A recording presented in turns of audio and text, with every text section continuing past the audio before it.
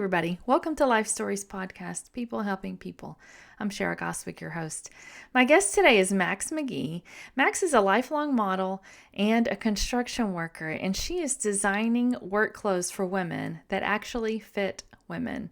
It's genius what she's doing. It's so creative. She's working very hard to get it exactly the way it needs to be, and I respect and admire her for so many reasons. We talked about how it's never too late to start something new, that if you have a great idea, to write it down and go for it and just take every opportunity you can. I loved hearing Max's story. I think it's very inspiring, and I think you will too. Thanks for being here. Hi. Hey, how are you? Good. How are you? I'm doing well, Excited to talk to you today. Oh, thanks. I'm excited to talk with you as well. So tell me about Gott Street Blues. I can tell you, you're the first person I've talked to that has designed any kind of clothing for adults.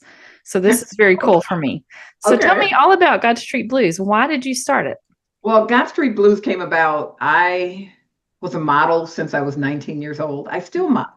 That's awesome. I'm still with Stewart Talent here in Chicago, and I ended up saying, okay, I need a pension. I got sick, had to have some surgery, had to go through 9 yards of stuff to get a loan to get a surgery because I had no right. Modeling doesn't give you insurance, right? Right. So my mother kind of forced me into the Carpenters Union. Mm-hmm. A dear friend of mine called that I used to model on his booth. He was the consultant for Anheuser-Busch. He calls, they're having a conversation. I'm on the couch. I can't move. And I'm listening to her like, yes, she can do that. She'll do that. Nope, no problem. Yep. And so when she hangs up, I'm like, who are you talking to? Well, that was Larry Cooper. I said, okay, what were you saying to Larry Cooper? I would do that. Yes, whatever. She said, oh, you're going to be a carpenter. That was it. I'm 34 years old. Oh my gosh. Mother tells you you're going to be a carpenter. You're like, okay, Mom. I turned back into that 12-year-old. It was like, right. Get up. Yes, ma'am. And that's just how it happened. But when I got there, when I started doing the work, and I was in the trade show division, and immediately realized there's no clothes for me. My first day, I'm walking in a pair of cute fashion overalls, right? A white t-shirt on, had the red bandana in my hair. My hair was curly. I had bangs. I looked real cute. Yeah, model stuff, right? With a tiny pink toolbox. Oh my goodness. And that went over like a lead balloon. And it was like real fast. You can't come in here like this, right? Wow. I start looking for clothing. There is no clothing out there for women. At least in 94, there was nothing. And I mean nothing. Nobody made any workwear for women. So you had to wear men's stuff. So ill-fitting. If it fit my hip, it didn't fit my waist. If it fit my waist, I wasn't going to get it up on my hips, right? Yeah. So it was like, okay, so I have to figure it out. So I was trying to wear men's stuff. I had my girlfriend take them in the waist and whatever. And, it was just a mess. They were ill-fitting. Yeah. Constantly ill-fitting. And I started thinking about doing a clothing line. In late 94, early 95, actually drew sketches, called my best friend. She came up with the name Gott Street. She lives on Gott Street back in Ann Arbor. And that's where we played all the time. Yeah. She's like, well, just call it Gott Street. And so I added blues for the blue jean effect, right? Yes. Blue collar work, blue jeans, whatever. And so that's how that was born. And I went and got the legal entity and started sketching and was talking with people. And then I started moving up on the job. I went from just a show carpenter to working in the building. So I learned how to make cabinets and doors and all this stuff. Learned on every door in McCormick Place. I swear I worked on them all. And just, I got busy. And there was a lot of overtime because when the trade show is closing, you have to have somebody from the building there just in case something goes wrong, right? If a wall needs to be moved, if we have to go in and lock something down or open something up. And it was like, I had no time. So Gott Street sat on the back burner for 21 years. Wow. 21 years it sat there. And what happened is the pandemic showed up, right?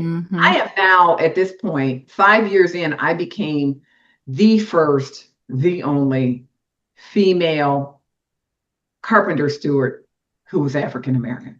They're not either one. So I know what my president did. He killed two birds with one stone. I ain't mad at you because it was right?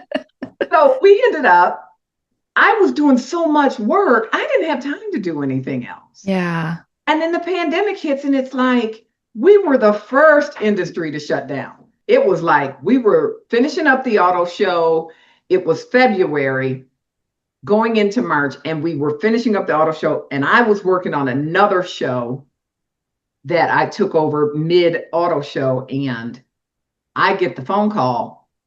There is no houseware show. Everything's shutting down. Of course, I'm in the same boat as everybody. Nobody paid. We had to figure it out because if we don't work, we don't get paid. We don't have and all that stuff, even though we're union. So I'm like calling credit card companies, calling the mortgage company, calling it, this is what you got to do. You got to, cover yourself. And a lot of them couldn't even tell me anything because they got caught off guard. Right. So by October, I had gotten a lot of things in place, but it was like, we are not going to survive this if I don't retire. I need a check. Yeah. So I was eligible for full retirement, but in early retirement at 60. And I just went ahead and did the papers. I wasn't really ready to send them in, but my husband decided. I'm like, oh, okay, you want me to be retired with you. And so that's what I did. I retired. And, we got through the whole pandemic, but I'm looking at my husband like, I'm not ready to sit down. I'm not to just stay at home. I'm not doing that. And I said, what am I going to do? He said, you're going to start that business that you have been talking about forever, that you put on the back burner and there. So I was like, oh, okay. So I go and redo the legal stuff and get all that stuff in line. And then I kind of just sat there because I didn't know my next step. So during the pandemic, I'm trading. I like to trade stock. And I met this young lady named Shima Strickland. She's out in California. And she's a millennial. So, I am being a boomer. We kind of, what your little kids want. She's like, well, what's going on with it? Why? What's the problem? I said, well, I don't know what to do next. I got all the legal stuff done. I said, but I don't know how to get started. I got drawings. I got this. She said, oh, you need a pattern maker. I said, what do you mean? She said, you need a pattern maker. She said, you know how to make patterns? I said, no. She said, then you need a pattern maker. Only to find out that she had went to fashion school. Oh, wow. And so she had a degree in fashion designing and all that stuff. And I'm like, oh, okay. And she's like, go find a pattern maker, and then you go from there. It'll all just fall in place. And that's what happened. I started Googling. That's amazing. Pattern makers and found the Chicago pattern maker kept popping up. And I said, well, I must supposed to be working with her. So I called her and we made an appointment. And of course, that was late 21 because things were still kind of funny and you couldn't really go out. So I think we met mid-summer of 22. Wow. I was going to do 2 items, a shirt and a pair of pants. And just realized these pants had all the bells and whistles. Everything I didn't have, I put on pants. And so she's like, you want to do the shirt? And I said, let's just stick with this pant. I said, I got a feeling this pant's going to be a little tough.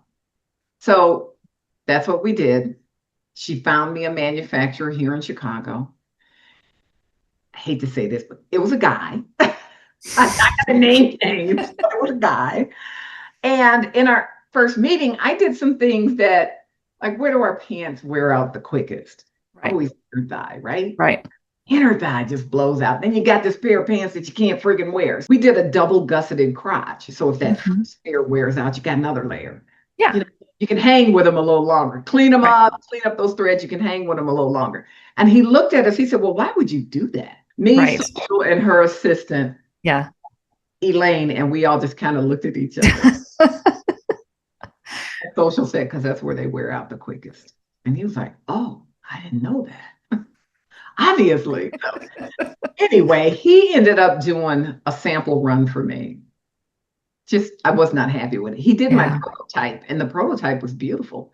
Made the wrong size, but it was done well. And so then the full sample run was not done right. It was like, what did you change? You changed my pattern.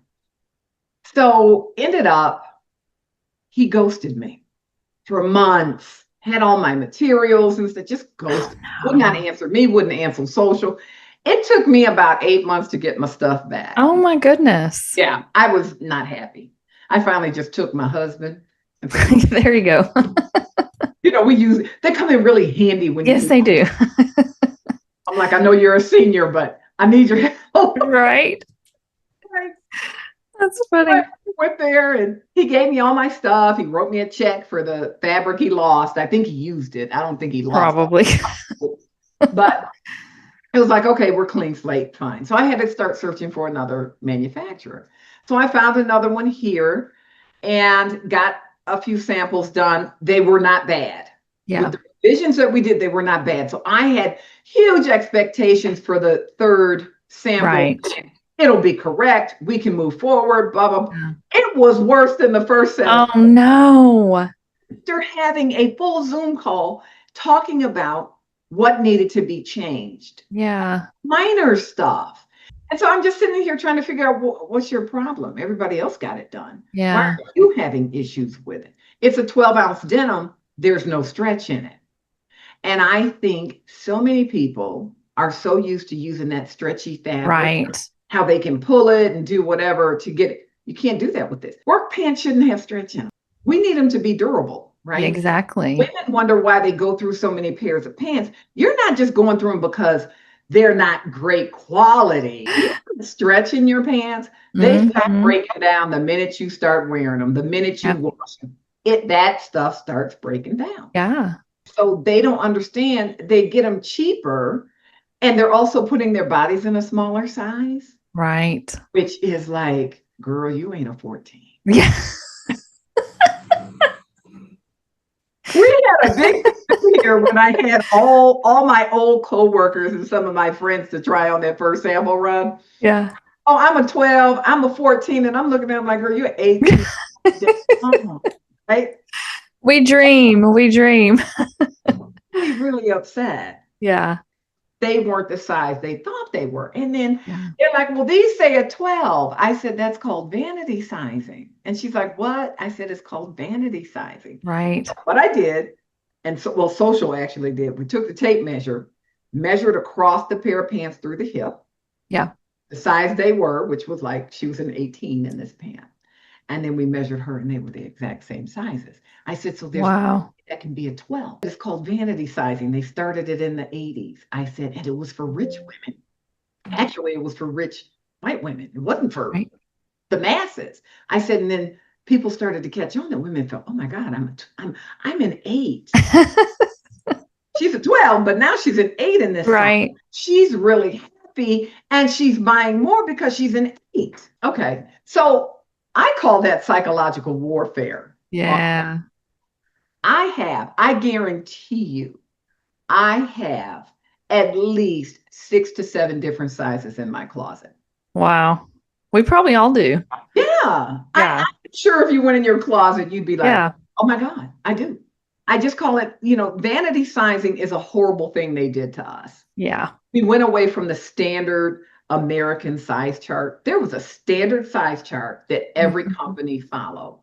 It started getting messed with in the late 70s, and by the 80s, it just got blown to crap. And so everybody has their own size chart. I don't know if you can ever bring back a standard size chart, but I'm just on this mission to talk about vanity and what it's done to us and empower women.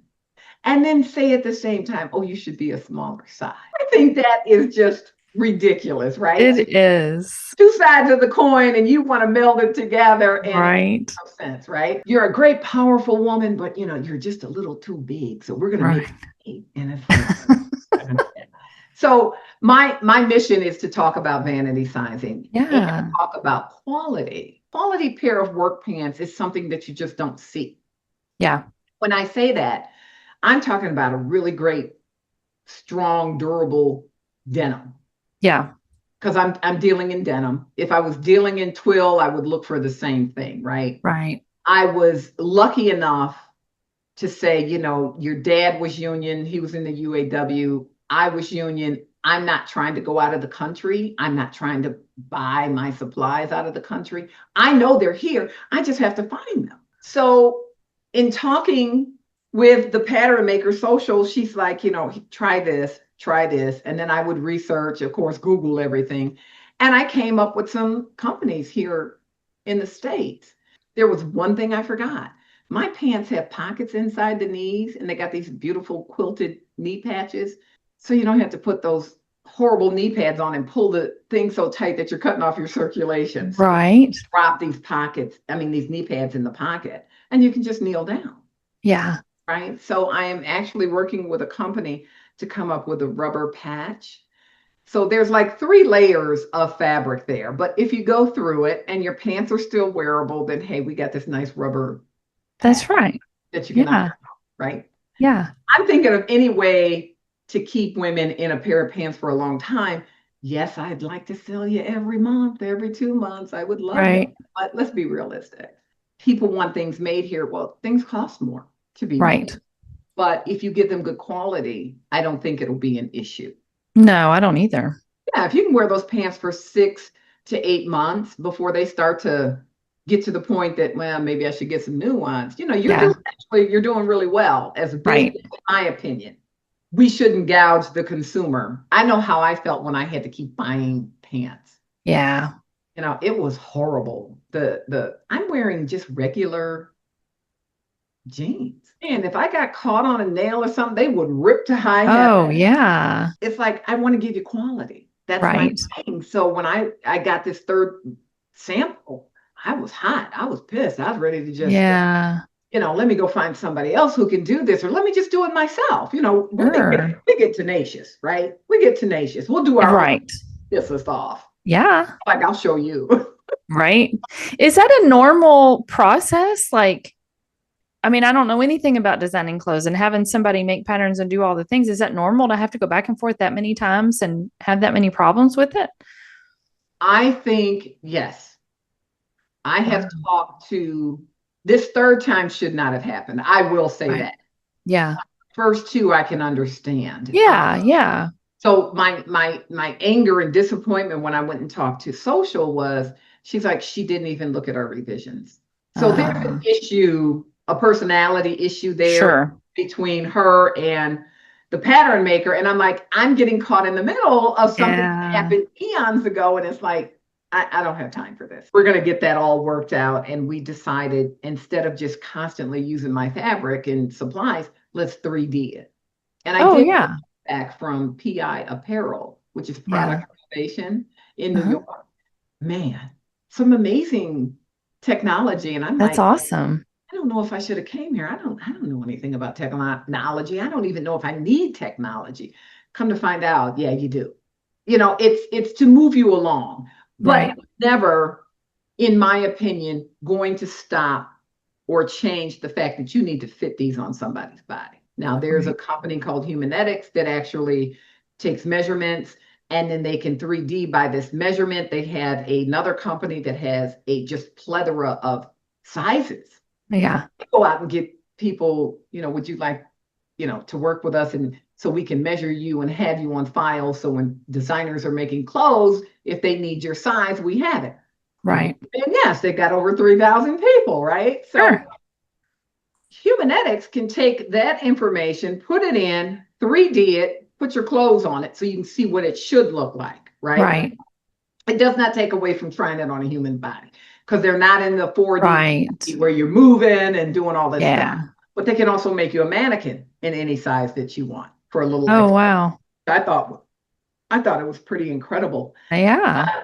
So I realized, technology does work in this industry. I thought I knew more than I did. I had a girlfriend that was a designer, and she taught me a lot about fabrics, and we were always in the fabric stores, and she taught me about this and that. And I thought I knew more than most. Yeah. No, still learning. Building a brand is not easy. Yeah.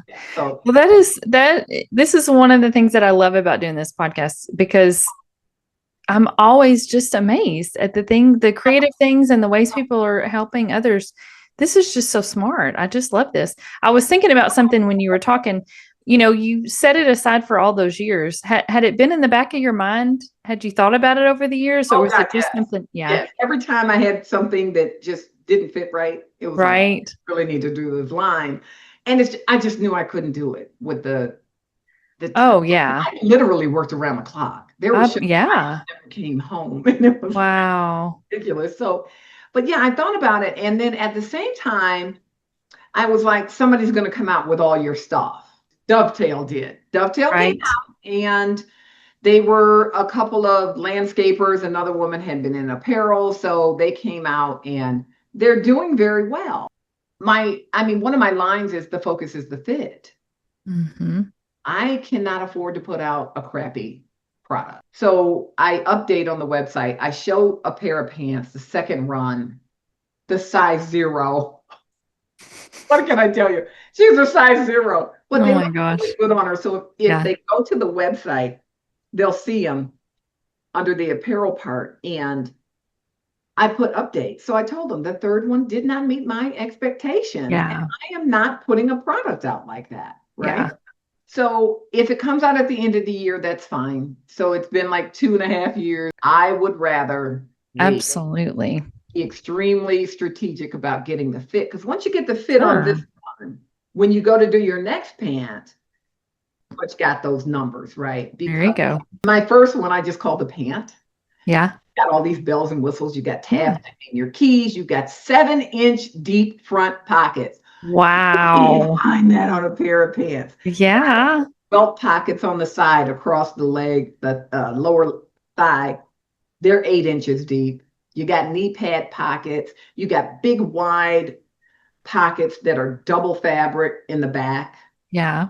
There's 3 belt loops in the back for the larger sizes. We start that at about a size 12 because your belt will roll over. It's got that 1 belt loop. I have several leather belts that all Yeah. rolled over permanently from work because Oh my goodness.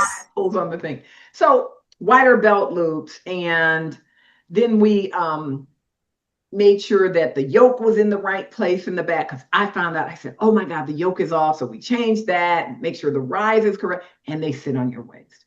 That Yeah. I'm finding to be a fit issue. Don't know where their waist is. Think about it. They've been wearing Yeah. low rise jeans or mid rise jeans for how many years now? Long time. And if it sits on your waist, what do they call them? Mom jeans. That would be so derogatory. Why aren't they dad jeans? Why aren't those dad? Right. Why are they mom jeans? So my thing is, find your waist. I also found when I was coming up, I had more of an hourglass figure because my mother threw me in a girdle and corsets and shit when I was Oh, growing up. wow. I remember wearing these panty girdles, and it's like, Oh my gosh.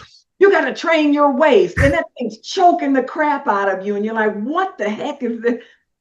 But it trained our waist. We all had trained waist. I was used to having a smaller waist. These women don't have a smaller waist, and part of it is from wearing rise jeans. Your waist never got trained, and so we had to add a little bit more to the waist because they wanted stretch. Well, can't you make the waistband stretchy? No. So I had some, and when I did, I actually saw that it worked. Wow. We took this sample that wasn't so great. It did fit in the waist. Yeah. I was a little surprised by that. Yeah. So I would say to the more plus size women and the women going through perimenopause, this pant definitely is going to be for you. Right.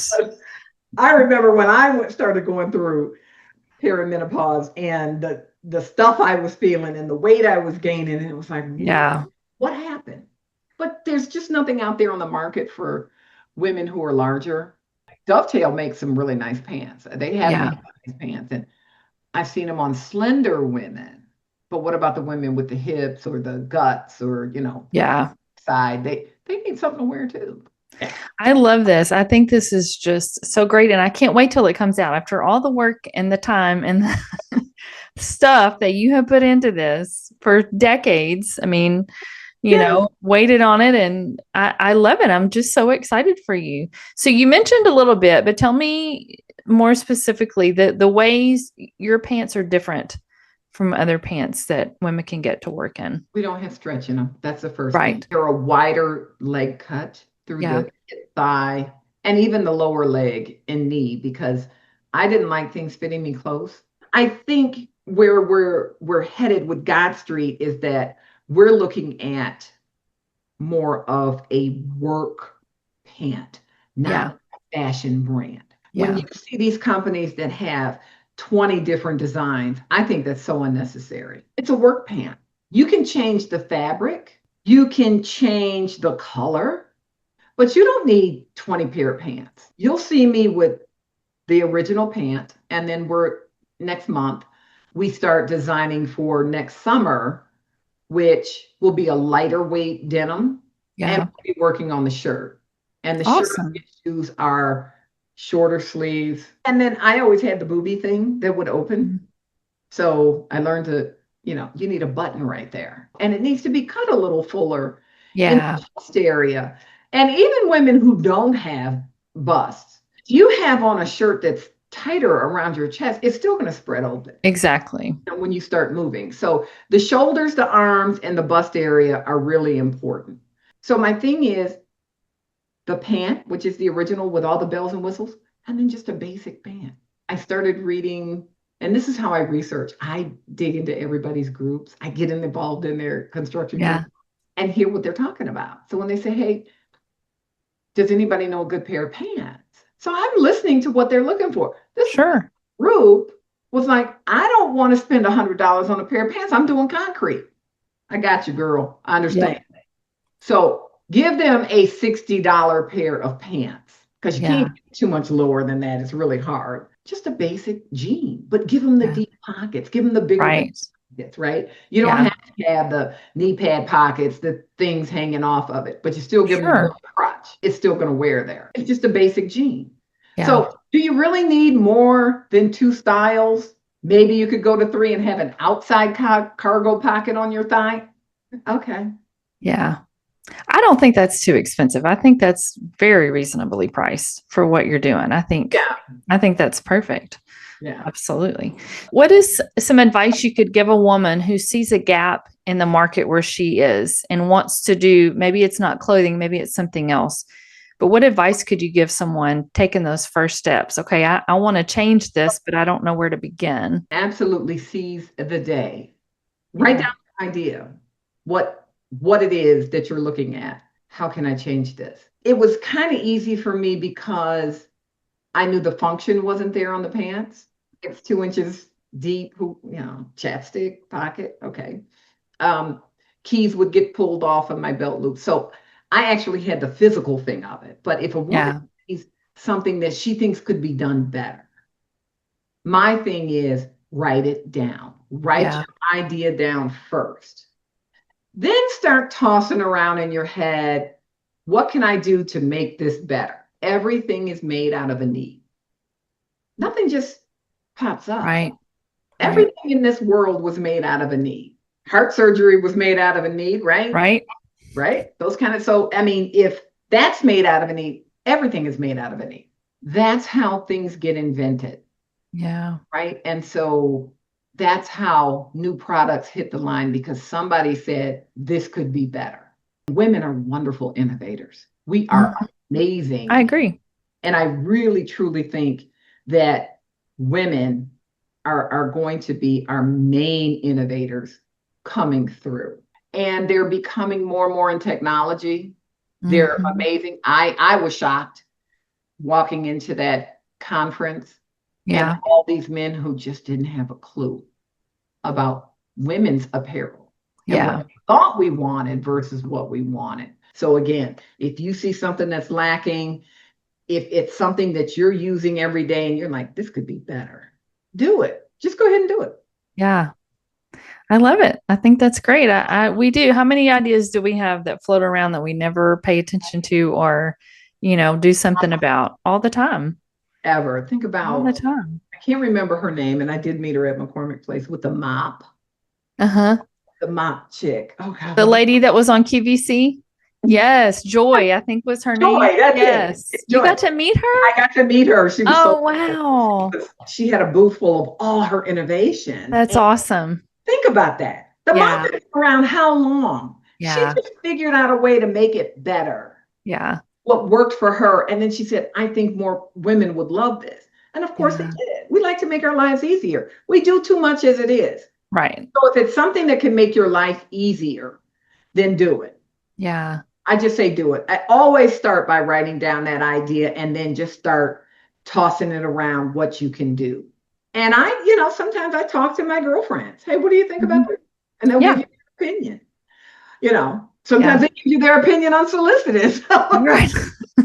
You gotta love them. I think we're in a revolution of women just really taking the center stage when it comes to all this stuff, because we're usually the ones that are using these items, right? Right. And there's so much stuff out here for men, because somebody said, oh, well, you're doing women's stuff. There's not that many women in construction. Man, I wanted to how many women do you think is out there in construction? And how many women do you see coming into the industry? Women are starting to get into positions that they make money. Yeah. There's a lot of women don't want to get married. There's a lot of women don't want to have kids, but they want to have a good life. So they want to be treated well on their job. And that's one of the things down the line for me, is I want to manufacture my own stuff, because I want to be able to hire women with kids. Yeah. I remember my mother doing ironing to bring in extra money for herself and stuff, because my father was stingy with his money. He'd give her a little bit of money for the household, but then it was like, whatever. Yeah. She took in ironing, and this woman could iron a shirt, looked like it came from the cleaners. It was amazing. Yes. Her daughters did not get that skill. Yeah. So she ended up, and I said to myself, she wanted a job. Yeah. But she had kids at home. So my thing is, why not have a place of business that they don't have to be full-time if they don't want to be?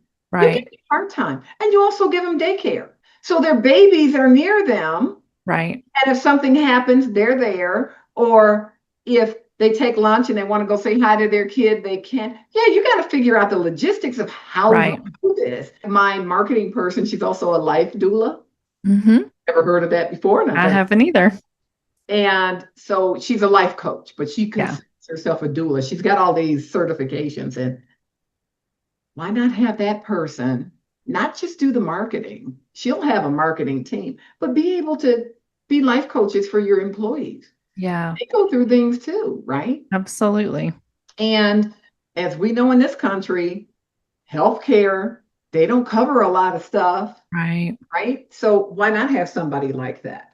Have a whole team of people like that. I think we need to be more in tune to who's working for us, how we're running our company to make people comfortable versus how much profit I can make. And I find it disturbing that, I don't want to VC. I need funding. It's hard to fund, especially Black women. It's hard to fund, but I don't want a VC to come in and tell me, oh, this is what we want you to do. You're not going to change my business. Yeah. That I don't want to relinquish that. I'm a control freak. I've gotten better over the years, but but you should. This is your business. You should be able to do it the way you want. So, I mean, that shouldn't be a question. But sometimes it is. Money. Hey, is there anything I have not asked you about, or anything you want to mention? That the one thing I'd like to mention to women is you're ever too old to start something new. That's right. I'm 65 years old now. I started this thing at 60. The first one was at 34. Yeah. Started back at 60, really got rocking and rolling at 62. I am now 65. And I just want to tell women, it doesn't matter your age. If you take care of yourself, if you're healthy. I'm a 2-time cancer survivor. So health is a big deal for me about doing my self-care, where I'm exercising and all this stuff. And so my thing is, never stop yourself. You can do it no matter what age you are. I'd live to be 90. That's right. I still want to do something. I don't care if I just go in office one day, but I'm doing right. Great advice. Well, this has been wonderful. Thank you so much for talking to me today. Me on. I appreciate it. Absolutely. I like to tell my story. I'm so glad you can tell your heart is definitely in it. So I loved hearing it. I'm excited to share. Fantastic. Thank you so much. Thank you so much. You have a wonderful evening. Okay. Bye-bye. Okay.